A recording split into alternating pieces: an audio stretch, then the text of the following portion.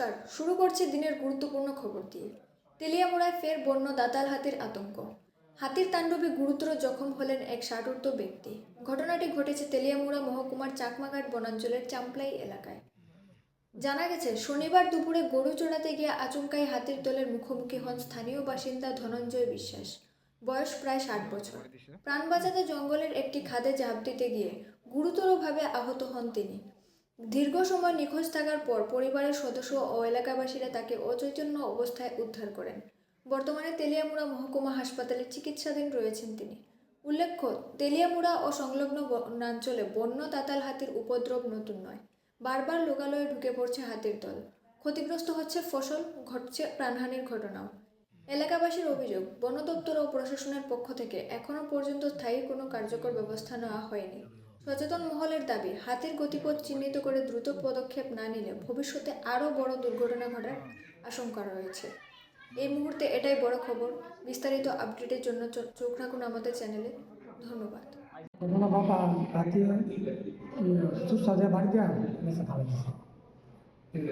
আমরা গিয়ে জঙ্গল থেকে টোকায় বাকিটা আনছি। কোন জায়গাতে টুকায় আনছো? জঙ্গল থেকে। জায়গার নাম কি? চাকমাঘাট। চাকমাঘাট কোন জায়গা? চাকমাঘাট ব্রিজ সাপ্লাই এলাকা আনছি। সাম্পলাই এলাকা। তোমার বাবার নাম কি? ধনঞ্জয় বিশ্বাস। জঙ্গলে কিসের জন্য গিয়েছিল? ও গরু লেগে গেছে। কয়টার সময় হয়েছে ঘটনা? ঘটনা তো আমরা পড়াশোনা করে আমরা সন্ধ্যার সময় বাবা আবার তাই না আমরা গেছি। গিয়েছেরা বিশ্বাস টুকায় ছেড়ে পাচ্ছি। জঙ্গল অনেক জঙ্গল টুকায় ছেড়ে লেগে গেছে। পাইছো? তারপরে লয়ে এসেছি সবাই মিলে যাওয়া মানে গ্রামবাসীরা মিল্লা লই এসছো? গ্রামবাসীরা মিলে আমি গেছি। আচ্ছা, বন দপ্তর কর্মীরা আইছে? না, ও আছে পুলিশ কর্মী আয়া দেখে গেছে? পুলিশ কোন হসপিটালে লই আইছো? তেলিয়ামুড়া হসপিটাল। তানের অবস্থা কিরকম? বেশি ভালো না।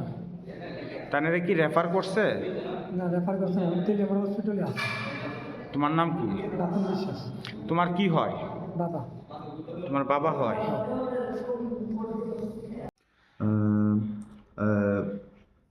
তেলিয়ামুড়া ফায়ার সার্ভিস ডিপার্টমেন্ট 8:30টার দিকে একজন পেশেন্ট নিয়ে আসে। পেশেন্টের নাম ধনঞ্জয় বিশ্বাস, 60 বছর বয়স্ক লোক উনি।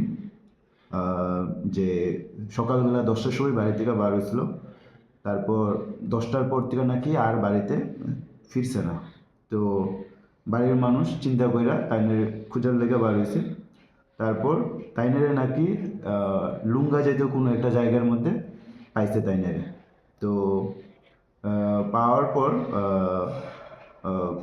বাড়ির যে ফ্যামিলি যারা এখানে আসলো, তো তারা বললো তাইনে নাকি মাথার মধ্যে একটু ব্যথা পাইছে। তো সেইখান থেকে নাকি তাইনে জ্ঞান হারাইয়া ওইখানেই আসলো।